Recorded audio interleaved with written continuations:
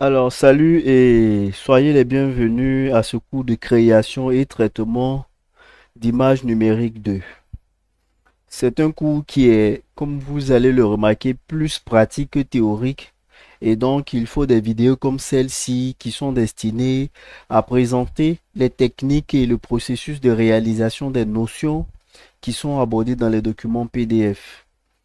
Vous aurez donc besoin d'un ordinateur pour pratiquer et une souris. Si vous n'avez pas de souris, vous pouvez utiliser le pavé, oui, le pavé tactile de votre ordinateur.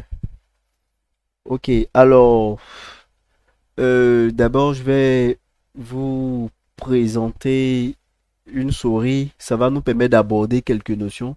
Donc, toutefois que je parlerai de clic gauche, sachez que je fais référence à ce clic-là, le clic qu'on obtient en cliquant sur cette partie de la souris. Là, c'est le clic droit et la molette de souris. Je vais aussi vous présenter le clavier AZERTY. Alors, donc ici, vous avez ce clavier-là. Ok, et quelles sont les touches que nous utilisons? C'est surtout la touche contrôle. C'est cette touche que vous avez là. Donc, c'est la touche qu'on utilise le plus.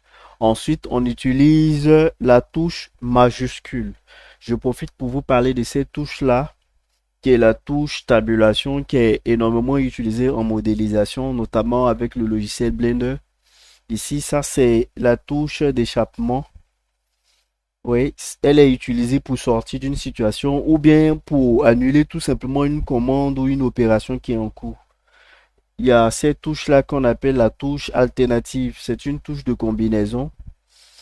Il y a également la touche Alter GR qui est alternative graphique, qui permet également d'accéder à différents signes qui étaient à l'origine des symboles graphiques. Et donc, comme je le disais, on utilisera massivement la touche contrôle et la touche majuscule. Là, ce que vous voyez, là, ces quatre touches sont appelées touches directionnelles. Ici, nous avons le pavé numérique. Là, c'est le pavé alpha numérique. Donc, quelquefois, quand je parlerai de pavé alpha numérique, je fais référence à cet ensemble de touches-là. Et là, c'est les touches fonctions de F1 jusqu'à F12. En général, tous ces touches-là, vous les avez sur des ordinateurs portables également. Ici, il s'agit du clavier d'un ordinateur de bureau, appelé communément desktop. Alors, comment installer GIMP? C'est facile, vous utilisez votre navigateur et dans la barre ici de recherche, vous écrivez tout simplement GIMP. GIMP, G-I-M-P. Et là, voilà, vous faites un clic sur la touche entrée et vous serez redirigé. En fait, d'abord ici, je suis dans l'autre. Donc, vous cliquez sur download et vous êtes redirigé vers la page de téléchargement de GIMP. Choisissez là, download GIMP 2.10.44 directly. Ici, là, c'est ceux qui veulent télécharger GIMP avec un BitTorrent. Voilà, ou ici sur Microsoft Store. Donc là, quand vous faites un clic gauche, vous allez télécharger GIMP. Moi, je l'ai déjà. J'ai déjà GIMP ici. OK. Alors, voilà. Ici, c'est le fichier d'installation. Vous faites un double clic. Un double clic. Vous choisissez d'abord la langue. Alors, vous décidez que ça sera utilisé par tous ceux qui utilisent l'ordinateur. Et puis ensuite, vous cliquez sur suivant, suivant et entrez à la fin. Je vais l'annuler parce que je l'ai déjà installé. Et là, vous l'avez sur votre bureau. Vous avez l'icône sur votre bureau. Moi, j'ai mis l'icône ici dans la barre des tâches. Là. Donc ici, il s'agit de faire un seul clic pour lancer GIMP. OK. Donc, voici comment ça se présente. Voilà, quand vous lancez GIMP pour la première fois, voici comment ça se présente. OK. Donc, ici, vous verrez en général trois ou quatre parties. Trois ou quatre parties dont je vais les présenter rapidement. On a ici d'abord là. Si vous voulez, je vais zoomer. OK. Et là, je viens là. C'est ce qu'on appelle la boîte à outils. La boîte à outils. Alors, je vais dézoomer. Après la boîte à outils, vous avez ici l'éditeur d'image. Pour le moment, c'est vide parce qu'on n'a rien ajouté. Il n'y a pas d'image. On n'a pas créé d'image. On n'a pas importé d'image. Donc, la boîte à outils ici, l'éditeur d'image ici. Ici, c'est ce qu'on appelle les options des outils. Donc, à chaque fois que vous allez choisir ici un outil, vous allez voir les options. C'est un menu contextuel, c'est-à-dire qui dépend de l'outil que vous allez sélectionner. Et puis ici, on a le groupe de fenêtres. Donc, on a un groupe de fenêtres. Je vais également zoomer pour que vous puissiez voir. Alors ici, il y a plusieurs fenêtres. Vous allez voir par exemple les canaux, les calques, et ainsi de suite. Donc ici, là, c'est ce que nous appelons les calques, les layers. Alors ici, les canaux, les chemins, ainsi de suite. Ici, les brosses, et voilà. Ok, et donc ça c'est pour l'interface. Donc retenez, j'ai parlé de la boîte à outils, j'ai parlé de l'éditeur d'image, les options des outils et ici le groupe de fenêtres. Donc ce que nous allons faire aujourd'hui, c'est d'abord configurer GIMP, c'est-à-dire changer la disposition des éditeurs, si possible ici, de la boîte à outils, ainsi de suite, et changer de langue. Vous voyez que là, j'ai les menus déroulants, mais tout est en anglais. File, Edit, Select. Et donc, dans un premier temps, nous allons changer de langue. Pour changer de langue, vous cliquez sur Edit. Edit, là, et vous venez dans Préférences. Voilà, Préférences. Faites un clic. OK. Et vous avez maintenant cette boîte de dialogue là. OK. Alors, pour changer de langue, c'est simple. Vous venez là, interface. Vous voyez bien, quelquefois, je zoome parce qu'il y a des personnes qui nous suivent avec des téléphones. Donc, vous cliquez sur interface. Et là, vous voyez, il est marqué English. Alors, ça va dépendre. Quelquefois, chez certains utilisateurs, sera mis français. Moi, j'ai choisi l'anglais. OK, parce que, voilà, quelquefois aussi, j'aime bien travailler avec l'interface en anglais. Donc, libre à vous de laisser en anglais ou de choisir le français. Alors, pour choisir le français, donc vous cliquez là et vous descendez ici, français. Français et vous cliquez sur OK. Alors, vous remarquez qu'il faut redémarrer GIMP pour appliquer les modifications. Donc, je redémarre GIMP, je ferme. Et puis là, je reviens redémarrer mon logiciel.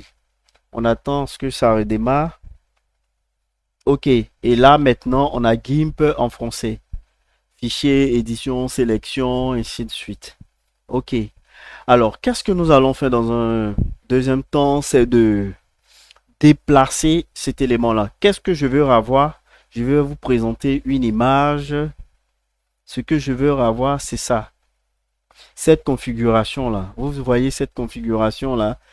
Ici, à l'origine, on a les options des outils ici à gauche. Et moi, je veux bien mettre cette fenêtre-là à droite ici.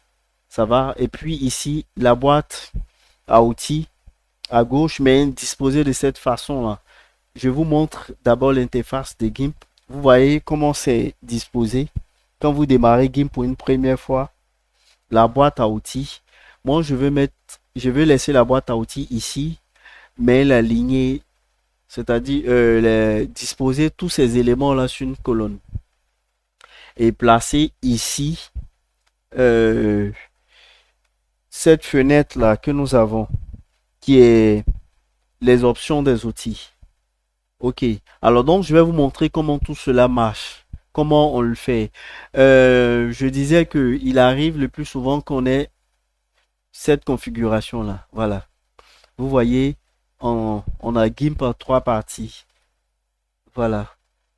C'est plutôt rare. Ça, c'était avec les anciennes versions de GIMP. Si un jour vous tombez sur cette configuration-là, soyez pas paniqués. Venez tout simplement là, dans fenêtre, fenêtre, et vous venez là, mode fenêtre unique. OK, et là, c'est fait. Voilà. Donc, fenêtre, mode fenêtre unique. Et c'est tout. Voilà maintenant ce que je vais faire. Je vais supprimer tous ces éléments que vous voyez là. Vous montrer d'abord comment on les enlève ici. Donc, vous remarquez que ici, j'ai ma boîte à outils là, j'ai les options des outils. Donc, je vais enlever tous ces éléments là. Pour les supprimer, c'est beaucoup plus simple. OK, vous venez, vous voyez cette icône là. Cette icône là. Vous cliquez là-dessus. Mais prenez la peine de sélectionner l'éditeur que vous voulez enlever ou la fenêtre que vous voulez enlever. Moi, je vais d'abord enlever cette fenêtre là. Là où il est marqué, ça, cette fenêtre là, comme je le disais, c'est les options des outils. Donc, comme j'ai cliqué sur pinceau, voilà pourquoi il est marqué ici pinceau. OK. Donc, c'est ce que je vais enlever. Et pour l'enlever, je viens là. Je clique sur cette icône et je clique sur fermer l'onglet. C'est parti. Si je clique là, vous voyez, pour enlever cette fenêtre là, je clique sur cette icône là, fermer l'onglet. Là, périphérique, pareil, fermer l'onglet et image ici, fermer l'onglet. Alors donc à la fin, voici ce que j'ai. Il reste seulement la boîte à outils. OK, et donc pour disposer cette boîte à outils là, vous voyez, lorsque vous déplacez le pointeur, ça on l'appelle tantôt curseur, tantôt pointeur. Oui, les deux noms sont valables. Donc lorsque vous rapprochez le pointeur là, ici, vous voyez qu'on a une double flèche.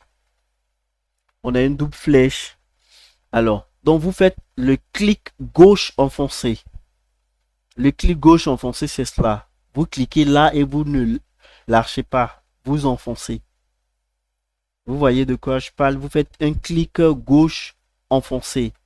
Donc, une fois que vous avez ce curseur qui est là, qui est le curseur de redimensionnement, une double flèche, bien entendu, je vais zoomer. Vous voyez une double flèche. OK. Vous faites un clic gauche enfoncé. Il est un peu plus difficile sur ce logiciel d'avoir ce curseur. Voilà. Et vous avez vu, au fur et à mesure, vous allez vers le côté gauche et ça vous permet d'avoir cette configuration là. Voilà. OK. Alors, donc, vous voyez que ici, il me reste tous ces éléments là. À droite là. Je vais vous montrer comment on peut les enlever. Donc, je vais enlever tous ces éléments là. C'est pareil. Donc, vous cliquez sur cette icône là et fermez l'onglet. Fermez également. OK. OK. Donc, vous remarquez que je n'ai plus rien là. J'en ferai de même ici. Ce que je veux d'abord, c'est tout enlever. Et puis maintenant, vous montrer comment on ajoute ces éléments. OK. Donc, vous voyez qu'il n'y a plus rien ici. Voilà. Alors, donc, qu'est-ce que je vais faire maintenant pour ajouter le groupe de fenêtres qu'on avait initialement? Qu'est-ce que je vais faire? Remarquez, vous venez dans Fenêtre.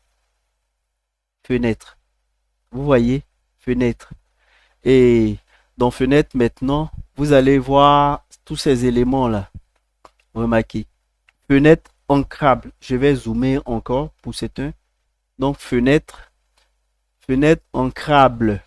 Et là, j'ai besoin de cette fenêtre-là, les options de l'outil, par exemple. Donc, remarquez, quand je vais cliquer, vous avez vu, le voici là. Ça va? Ensuite, j'ai besoin des calques. Donc, fenêtre là. Alors, fenêtre ancrable. Je cherche calque. Alors, j'ai besoin des calques. Donc, j'envoie les calques ici. Ensuite, j'ai besoin des canaux. Et puis, également des chemins. Vous allez voir c'est quoi les canaux, les chemins, ainsi de suite. OK. Donc, voici ce dont j'ai besoin. Voilà. Mais, je vous disais tout à l'heure que j'ai besoin... Alors, je veux obtenir cette configuration-là. Vous voyez que en haut, j'ai ce groupe de fenêtres-là que j'ai. Ensuite, en bas, j'ai les options des outils, n'est-ce pas? Alors, quand je retourne ici à mon logiciel, je n'ai rien en bas. Je vais agrandir l'espace que j'ai ici. OK. Voilà. Et donc là, c'est bien visible. Voilà. Donc, qu'est-ce que je veux faire maintenant? C'est cet élément-là, c'est cette fenêtre-là que je vais envoyer là. Observez, c'est un peu plus délicat. Alors donc, je fais un clic gauche enfoncé et je l'emmène là. Regardez en barre ici, sur cette ligne-là. Vous remarquez que quand ça vient sur cette ligne-là, ça devient bleu, bleu clair. Ça devient bleu clair et je lâche. Alors, vous avez vu que j'ai raté. Et donc, quand vous ratez, ça vient là. Donc, je vais le supprimer, le ramener ici. Voilà. Donc, c'est un peu plus délicat. Vous venez là. OK. Et là, maintenant, j'ai réussi à l'ancrer. Vous avez vu? Donc, comme on le sait, quand vous redimensionnez, ça agrandit également. Si vous voulez, je le supprime. Je ferme. J'ajoute fenêtre ancrable, option. Remarquez, quand je le rate, que je le dépose ici, je peux redimensionner là et cette fenêtre-là est flottante. Vous avez vu, elle est flottante. Alors donc, ce que je veux faire, c'est de déposer cette fenêtre ici. Donc, je reviens dans fenêtre, fenêtre ancrable, option là. Automatiquement, cette fenêtre-là vient là en haut, à droite. Et là, maintenant, je fais un clic gauche enfoncé et je ramène cette fenêtre-là ici, juste en bas là. Vous remarquez? Alors, si vous laissez cette fenêtre sur cette ligne-là, regardez ce que ça va nous donner. Voici le résultat. Donc, vous voyez, on a deux fenêtres ouvertes. On a un groupe ici et on a un groupe là. Libre à vous, en fait, de choisir la configuration qui vous semble la meilleure et qui peut optimiser les travaux que vous allez réaliser. Mais moi, pour le moment, je veux voir l'option là, n'est-ce pas? Et donc, voilà, je sélectionne l'élément, je viens ici, sur cette ligne-là. Bon, ok. Si ça me pose des difficultés, je ferme, je reviens. Voilà, et là, cette fois-ci, ça va marcher. Ok. Et donc, je laisse maintenant l'élément. Et voici ce que je voulais avoir. Donc, qu'est-ce qu'il manque? Je repars là. Qu'est-ce qu'il manque? Là, j'ai calque, brosse. Ok, donc je vais ajouter la fenêtre me permettant d'avoir les brosses. C'est plus simple. Je peux passer par là, par fenêtre, fenêtre ancrable. Et puis, je cherche brosse. Voici les brosses là. Ou je peux passer par cette icône là. Je zoome pour que vous puissiez voir. C'est la même icône qui nous permet de fermer les fenêtres. Donc là, ici, vous avez vu, il est écrit ajouter un onglet. Un onglet, donc je viens ajouter un onglet, je descends, je choisis brosse. Et là, j'ai les brosses. Là, c'est très important d'avoir cette fenêtre-là pour changer de brosse et ainsi de suite. Donc, c'est les éléments qu'on a. Je vais dézoomer. OK, et revenir là. Donc, vous aurez un exercice de ce genre-là où vous allez réinitialiser GIMP de sorte à avoir la configuration initiale. Et puis maintenant, je crois aller de sorte à atteindre une certaine disposition des fenêtres que je vais vous présenter avec une image bien sûr. Ok, et donc ça c'est tout pour la configuration de GIMP, pour le changement de langue et la disposition des fenêtres dont je vous parlais tout à l'heure. Ok, et donc moi, voici comment GIMP est présenté. Voilà, alors donc nous avons dans un premier temps, je le répète, changé de langue et puis ensuite nous avons euh, changé l'interface de GIMP. Ok, donc nous avons déplacé les fenêtres, ainsi de suite. Maintenant, je repars là, ici, les calques. Mais bien avant ça, je vais ajouter une image. Donc, je vais vous montrer comment créer une image. C'est simple. Pour pouvoir créer une image, voilà, vous venez dans Fichier. Et puis voilà, nouvelle image. Fichier, nouvelle image. Et ici, vous avez la largeur de l'image. la hauteur de l'image. Bien sûr, c'est donné en pixels. Et là, maintenant, faites valider. Bien, il y a les options avancées. Voilà, ici. Là, pour des couleurs, la couleur d'arrière-plan, ainsi de suite. Ok, donc je vais choisir le blanc comme couleur. Et puis, voilà. Je valide. Il a pris cette couleur d'arrière-plan là. Puisque j'ai fait passer le blanc en haut et le noir en bas. Donc maintenant, cette fois-ci, voici ce que je vais avoir. Fichier. Voilà, nouvelle image. Bon, je peux créer des layers, donc je vais vous montrer. Alors, donc vous voyez que j'ai le blanc. Pour supprimer cette image que je viens d'ajouter, je peux passer par là, par cette icône-là. Voilà. Donc, je peux reprendre nouvelle image. OK. Et cette fois-ci, on a le blanc. Donc, voici comment créer une nouvelle image. Vous avez également la possibilité d'importer des images dans GIMP. Voilà, comme je l'ai fait là. Je vais choisir une image. Par exemple, cette image-là. Ou tout simplement, je vais faire une capture d'écran. Bon, donc je vais importer cette image-là, c'est mieux. Alors, voici comment je peux procéder. Je peux venir là, fichier, ouvrir. Et ici, maintenant, vous avez tous les éléments. Soit si c'est sur le bureau, ou bien si vous avez un disque dur qui est connecté à votre ordinateur, ou bien les dossiers que vous avez tous ces éléments-là. Donc ici, là, le bureau, dans le bureau, je vais voir là. OK. Donc, j'ai une capture qui est là. OK, donc je vais choisir cette capture-là. Voilà. Alors, dans un premier temps, je vais vous montrer comment redimensionner cette image-là. On y reviendra dans les prochaines leçons. Je valide. OK. Voilà. Et puis, donnez-moi une seconde. OK. Voilà ce que je voulais obtenir. Donc, j'ai cette image-là.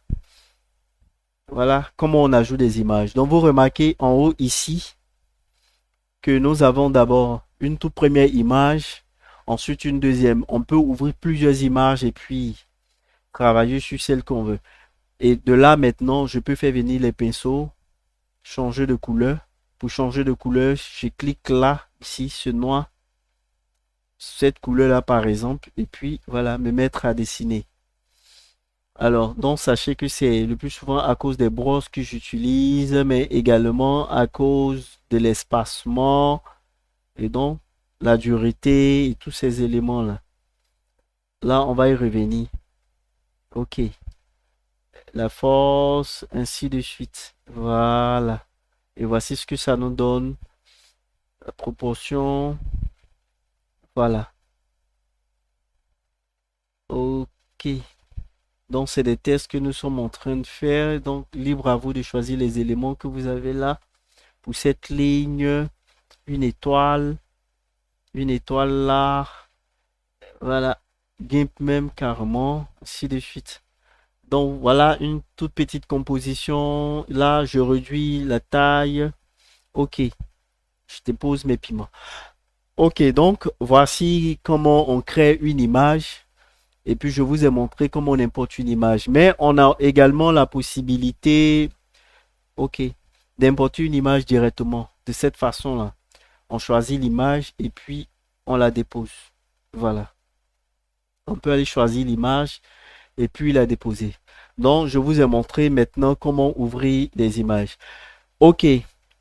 Voici ce que je voulais vous montrer. Ce qu'on appelle les calques. Donc, je viens là, je clique les calques. Pour le moment, nous sommes dans l'onglet brosse. Je viens maintenant dans l'onglet calque. Et voici comment ça se présente ici. OK.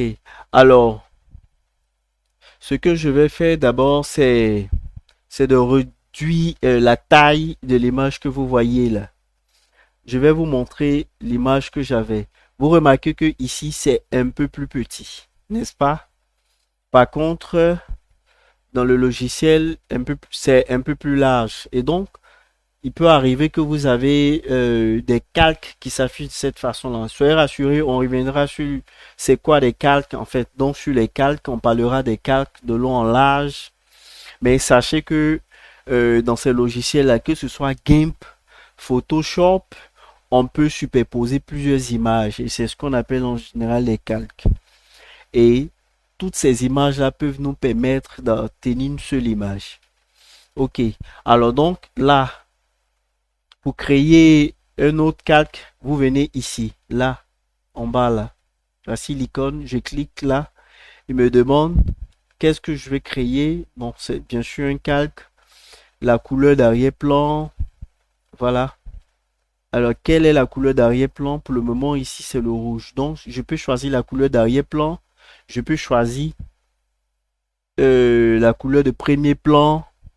Excusez-moi, la couleur de premier plan d'arrière-plan qui est le blanc. Je peux choisir le blanc carrément ou bien une couleur transparente, ainsi de suite. Donc, je vais choisir la couleur d'arrière-plan qui est le blanc. Et maintenant, vous cliquez valider. Et donc, vous voyez que ça s'ajoute là. Je vais créer encore un autre calque. Cette fois-ci, je vais choisir la couleur de premier plan. OK, qui est le rouge. Donc, vous voyez que à chaque fois qu'on a un calque, ça nous empêche de voir les autres calques. N'est-ce pas? C'est normal parce que ici, il y a ce qu'on appelle l'opacité. L'opacité est à 100%. C'est opaque à 100% et donc on ne pourra pas voir les autres éléments. Par contre, si je réduis l'opacité, et remarquez, vous avez vu, j'ai réduit l'opacité ici pour le rouge. Alors donc ici, ça me donne une combinaison de rouge et de blanc. Si je cache ce blanc là, pour le cacher, je viens sur l'œil, ça va montrer directement le calque qui est en dessous. C'est pareil, si je cache ce calque qui est là, j'aurai seulement celui qui est là. Parce que j'ai caché tous les autres éléments. C'est comme si on superposait trois feuilles. Si j'enlève la toute première, il va me rester les deux autres feuilles qui sont là. Si j'enlève la deuxième également, il va me rester la troisième. Ok. Et donc, sachez que en jouant sur l'opacité, on a ces éléments-là. Donc, vous voyez ce blanc-là, je peux également réduire l'opacité de ce blanc. Vous comprenez maintenant que l'image qui est en dessous, ce qui est là, sort, devient visible, bien entendu. Et donc, ça, c'est ce qui est de l'opacité. Alors, je voudrais maintenant réduire la taille de ces calques-là, de sorte à voir ce que j'ai ici. Ça va? Alors, voici comment on le fait. Je viens toujours, cette icône-là, je clique sur cette icône. Je viens là, taille des aperçus. Et puis, je peux choisir petite, par exemple. Et vous voyez que ça devient très petit. Taille des aperçus, si je prends moyenne, ok, ça va. Donc, je vais conserver ce qui est là. Voilà. Et donc, voici comment changer de taille dans nos systèmes de calque ici. Ok. Et alors, qu'est-ce qu'il nous reste maintenant à aborder? C'est de vous montrer comment exporter les images. Ok. Alors, comment supprimer ces calques que j'ai ajoutés là? Voici le tout premier. Je vous ai montré comment cacher ces calques-là, comment les afficher pour les supprimer.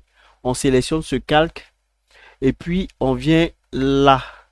Je vous montre ces icônes. Voilà, vous avez vu, on a une croix ici. Et donc, quand je clique là, ça me supprime le calque qui est là. Je peux également faire un clic droit cette fois-ci. Un clic droit. Le clic droit, ok, c'est celui-là. Donc, je fais un clic droit et je viens sur supprimer le calque. Ça va? Je vais pas supprimer le calque. Je vais vous montrer une astuce. Vous avez vu, on a le calque blanc qui est en haut. À 100%, il nous empêche de voir le calque qui est en dessous. Donc, moi, je vais réduire l'opacité là jusqu'à 24%. Vous voyez?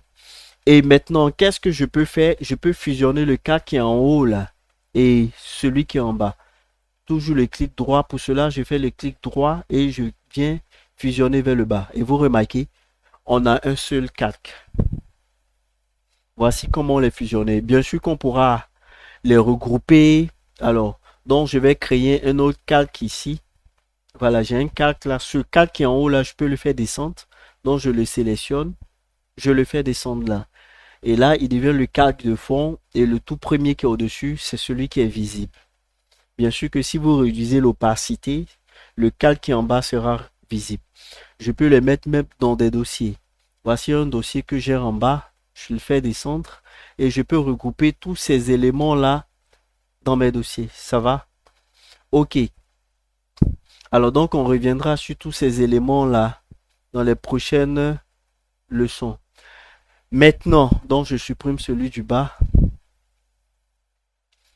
Alors, il va nous rester maintenant comment exporter notre travail et comment l'enregistrer. Donc, je vérifie si je n'ai rien oublié. On a vu les calques, comment les faire descendre, comment les supprimer, comment les faire monter. Maintenant, j'ai terminé le travail qui est là. N'est-ce pas? J'ai mon pinceau, j'ai ajouté des éléments. Je suis venu dans les brosses, j'ai ajouté quelques éléments. Voilà, je voudrais maintenant les exporter. C'est-à-dire exporter mon travail. C'est beaucoup simple. C'est très simple d'ailleurs. Vous venez là, fichier et exporter sous. Je vais choisir le bureau, nouveau. Et puis voilà, ici, vous pouvez changer de nom. Et donc, je mets par exemple XP. XP. Et là, quand je clique sur exporter, voilà, il me montre cette fenêtre. Pourquoi cette fenêtre-là? Parce que le fichier est en format PNG. En format PNG. Le format PNG est un format qui gère la transparence. Et donc, je l'exporte. OK. Et là, maintenant, j'ai mon fichier qui est là. Voilà, le voici et je peux l'utiliser. Voici comment exporter les fichiers. Alors maintenant, si je veux enregistrer mon travail, c'est simple. Je viens dans fichier également, enregistrer. Je peux donner un nom. Je peux conserver le nom XP. Vous voyez là, je choisis le répertoire, toujours dans nouveau dossier, enregistrer. Mais cette fois-ci, voici ce qu'on aura. On aura cette icône là. C'est un fichier de format XCF. Rappelez-vous de ce qu'on disait dans la toute première leçon. Alors, c'est le format natif de GIMP. Donc, si vous venez et que vous faites un double clic, vous avez vu, alors vous avez cet élément-là qui vous présente votre travail tel que vous l'avez conservé, tel que vous l'avez enregistré. Donc, voici comment enregistrer votre travail. C'est différent des fichiers images que nous exportons. OK. Alors, très rapidement, je vous parlais de ce format-là. Alors, j'ai dit que le format PNG est un format qui gère la transparence. Je vais vous expliquer très rapidement. Vous voyez ici, on a l'outil gomme. Je vais aller choisir la brosse. Je prends ce qui est là. OK. Alors donc, regardez. Vous voyez, quand j'efface tous ces éléments-là, ça me donne un élément transparent. Transparent. Voilà. Si j'exporte ce travail, en fait, cette image-là, dans exporter sous, OK, je vais l'appeler XP2. Je l'exporte très rapidement. Voici ce qu'on aura. Vous avez vu, il a enlevé tous ces éléments-là. Il les a rendus transparents. Si vous exportez ces éléments-là, OK. Alors voici ce que nous allons faire. On revient là. Je reviens dans les calques. Je vais créer un autre là. Le rouge, je le fais descendre. Vous remarquez, parce que cette partie-là est transparente, celle-là également, on peut voir le calque qui est en dessous. Parce que le fichier PNG gère la transparence. Alors donc, vous pouvez enlever cette transparence-là. Pour cela, vous venez là, supprimer le canal alpha. Voilà. Et donc, quand vous supprimez le canal alpha, voilà, voici ce que nous avons. Vous avez vu, quand j'essaie de farcir, ça me donne un blanc carrément. Donc, ça, c'est la différence entre les fichiers PNG et les fichiers JPEG. Ok, et donc, nous sommes à la fin de notre leçon. Un petit rappel, nous avons vu comment installer le logiciel, comment changer de configuration, changer de langue, et puis comment créer une image, comment importer une image, comment ajouter les calques, comment redimensionner les miniatures des images que nous avons ici, comment enlever le canal alpha. et puis aussi comment utiliser les brosses que nous avons là. Et donc, on se voit pour la prochaine leçon. Merci.